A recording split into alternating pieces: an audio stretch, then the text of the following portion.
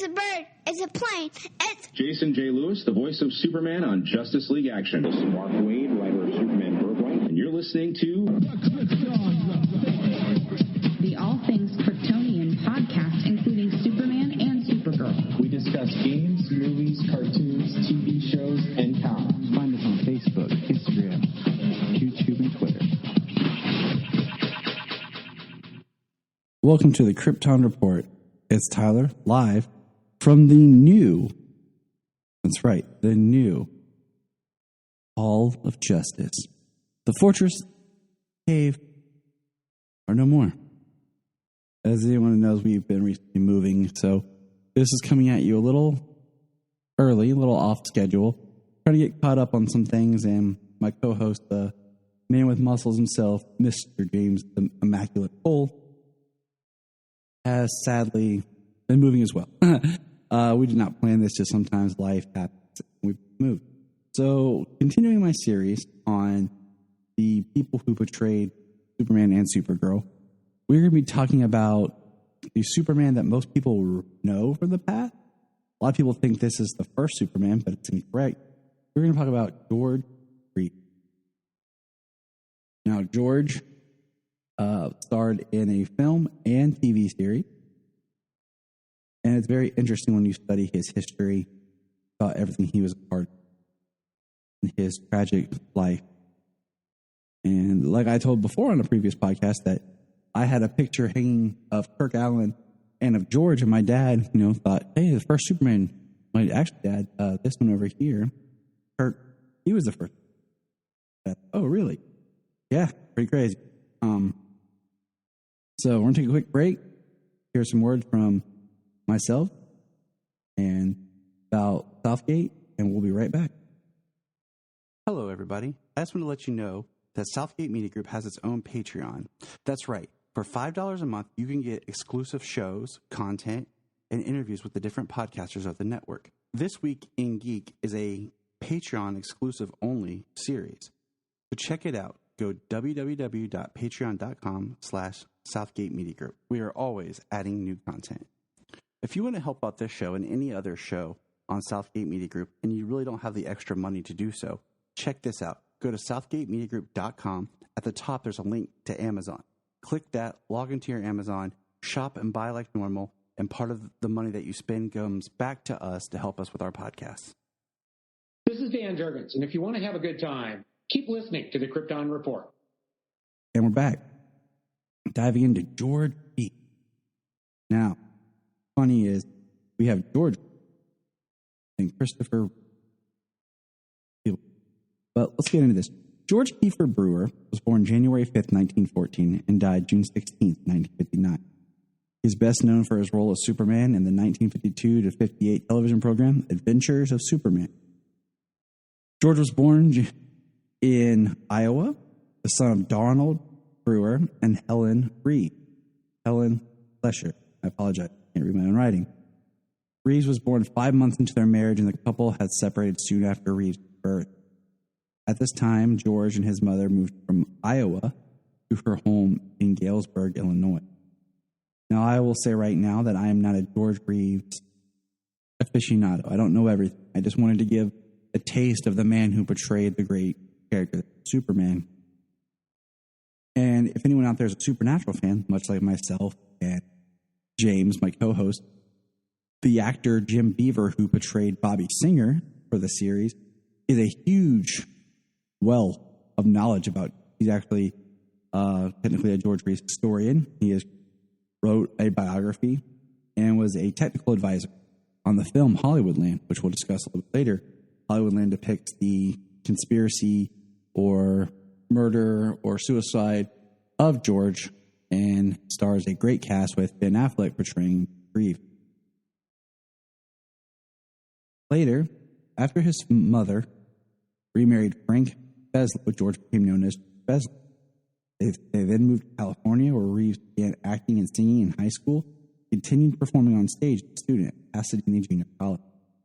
And this is why I always say, this is such an important part for any child, in school, anything, that arts are a great place for a child to grow, to learn, to discover things, find out who they are, and I highly support any arts program for children.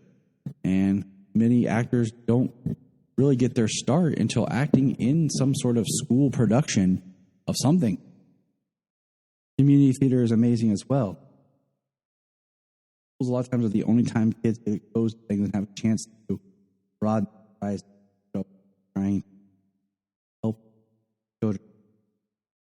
Now, George's career really began in 1939 when he was cast as Stuart Carlton, incorrectly listed in the film's credit as Brent Carlton, one of Scarlett O'Hara's suitors in Gone with the Wind.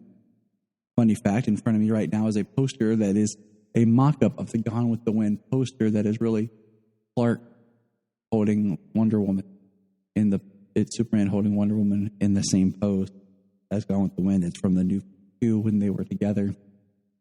Funny, I know. And funny how these things kind of connect together. Well, at that time, it was a minor role, but he and Fred Crane, both in the film's opening scene. Crane both died there. After Gone with the Wind, what's interesting is George received a lead in a play at the Pasadena Playhouse, but him being contracted for Warner Brothers. Now, Warner Brothers is the one that listed him as changing last. Not sure why. I haven't found why it was Reeves. But what's funny is the fact that though Gone with the Wind was his first film, it was actually his fifth film release because of production and post-production and all that. And the credits do reflect at, as George Reeves in the credits the first time. Now, after that, George bounced from studio to studio, working for Fox, Paramount. And it was in 1953 that Reeves played a minor character in the film From Here to Eternity, and putting George as it appeared in 2 Academy Award-winning films. Now, and From Here to Eternity was the first time I saw George act. My grandfather and my father are both huge fans of that film, the film featuring Ernest Borgnine, Montgomery Clift, Burt Lancaster, Donna Reed, and Frank Sinatra. It's a great cast. Good film. I haven't watched it in years, but it's definitely worth checking out. So in that film, we get a little taste. Now, here we go. George, Superman. Now, this is in 1951. Reeves was offered the role of Superman in a new television series titled The Adventures of Superman. He was initially reluctant to take the role because, like many actors of his time, considered television unimportant.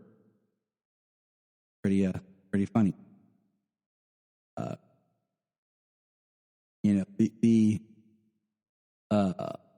The film, okay, originally Superman and the Mole Men was intended to the B picture and as pilot, but immediately after completing it, Reeves and the crew production season and shot for 13 weeks in the summer of 1. The series went on air following Reeves was amazed when national celebrity 2. Struggling ABC network purchased the show or broadcast, which gave him great visibility. Now, what's interesting is Kirk Allen was originally offered the role for the film. He turned it. And George got it. The film spawned. The film had Noah Phyllis Hope at Lois. And she would go on to be Lois in the first season and then be replaced later by Noelle Neal. It's crazy to think about the production of the series because the series, they'd wear a lot of the same costumes because they'd be shooting 3 and 4 episodes at the same time. There'd be a day where maybe they shot just in Perry's office, but it was 3 or 4 episodes worth of just Perry's office. They would be shooting multiple episodes at the same time, and they kept the same clothes for continuity, for just keeping everything as tight and as low cost as possible. Also, the Superman cast had restrictive contracts, which prevented them from taking other work that might interfere with their series. Whew, man, can you imagine? Second season was brief. 13 shows shot 2 per week, total of 7 weeks out of it, but all had a 30-day clock. It meant that the producers could demand their exclusive service for a new season on 4 weeks' notice. This prevented long-term work on major films, stage plays, or any other series. Reeves, however, earned additional income from personal appearances. He had affection for his took his role that serious. He avoided cigarettes, children could eventually quit smoking. Kept his private life. Nevertheless, had a romantic relationship with ex-showgirl, 8 years, his senior, Tony Manning, wife MGM manager Eddie. Now, in the amazing, awesome, highly recommend documentary Look Up in the Sky, The Amazing Story of Superman, Jack Larson, who played Jimmy Olsen, described how when he first met Reeves, he told him that he enjoyed his performance and so proudly we hailed. According to Reeves said that if Mark Sanders had not died, he would not be there in Monkey. According to Larson, Reeves also said he would feel better about the role if he knew he had an adult and never learned the adventure Superman had an adult fan, even during his death. In the second and first seasons of Superman, Reeves got sporadic acting assignments in one-shot TV anthology programs, 2 features. But by the time the series was airing nationwide, Reeves found himself so associated with Superman, Clark Kent, that it was difficult for him to find other roles. Reeves worked tirelessly, managed to raise money to fight MG, neuromuscular myasthenia. He served as national chairman of the MG Foundation. In the second season, Reed appeared in a short film for the Treasury Department titled Stamp Day for Superman, which he caught the villains and told children why they could destined saving. After 2 seasons, Reeves was dissatisfied with his salary, the show's one-dimensional role. He was 40 years old and wished to quit and move on with his career. Producers looked everywhere else. Excuse me. Reeves established his own production company and completed a TV adventure series called Port Adventure, which shot on location in Hawaii and Mexico. Writing the pilot script himself, however, Superman produced offered him a salary. He returned. He reportedly was making $5,000. That's about $48,000 per week, but only while the show was in production. About 8. As for Port Adventure, he was never able to finance the project, and the show was. In 1957, the producers considered a theatrical film, Superman and the Secret Plane. The script was commissioned. However, in 1959, negotiations for renewal of the series with 20 episodes. By mid-59, contracts were signed, costumes refitted, the new teleplay writers assigned. Noel Neill, who in the second season placed Phyllis Coates as Lois, Noel being the original Lois from Kirk Allen, was quoted as saying that the cast of Superman was ready to do a new series on the still popular show.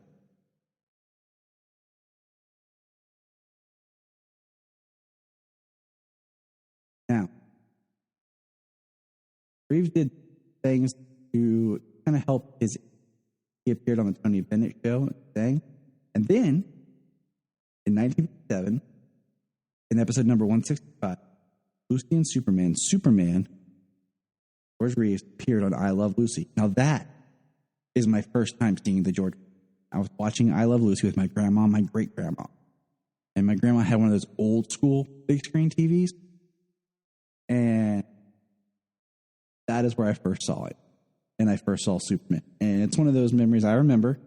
But the only thing I don't remember was if I saw it before I saw Chris or after. Kind of vague. I want to say after, but, I just can't remember. So Noel and George used to go out and seeing performances and stuff together, and they were a wonderful. Now, in 1958, Reeves and Mannix split, and George went on court and be engaged to another whose name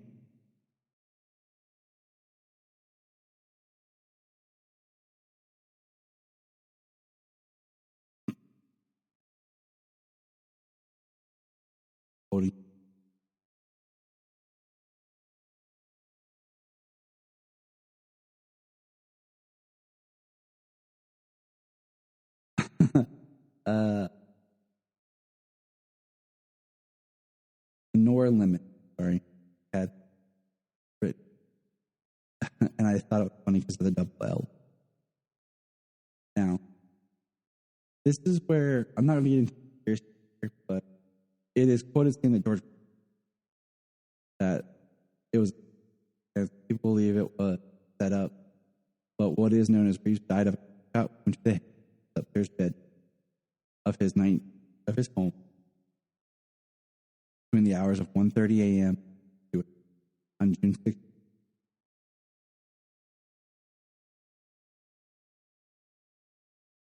Sad. You know, there's a quote by Noel Neal on that documentary talking about how before they started film class, George had a kind of renewed. He was going to take over control of and was George.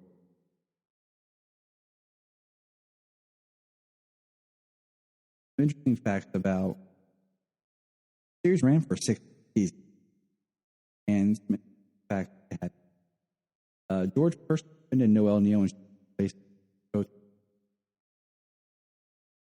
He felt the director had harsh. He also defended Robert Shane, played Inspector Henderson. Shane was accused of being radical, which was in danger. Producer Whitney Ellsworth also. So George really seemed like a stand-up. Clark. You know, one thing I've said is a lot of these older depictions of characters, people are like, oh, that's not really like what Superman is. Well, go back and read your Golden Age comic. His Superman is very, very straight up true blue Golden Age. His Clark is Golden Age Clark. Now, George was somewhat depressed over his identification with the role of Superman because he felt it would have gone more challenging. You're an actor, and everyone thinks you're just Superman, and your face is everywhere. You're not hiding behind a mask. Ladies and gentlemen, the lovely My Lois Lane walked Hall of Justice, right? He was cautious in his interaction who were fans of the event Superman because they often tried to test his ability to assault.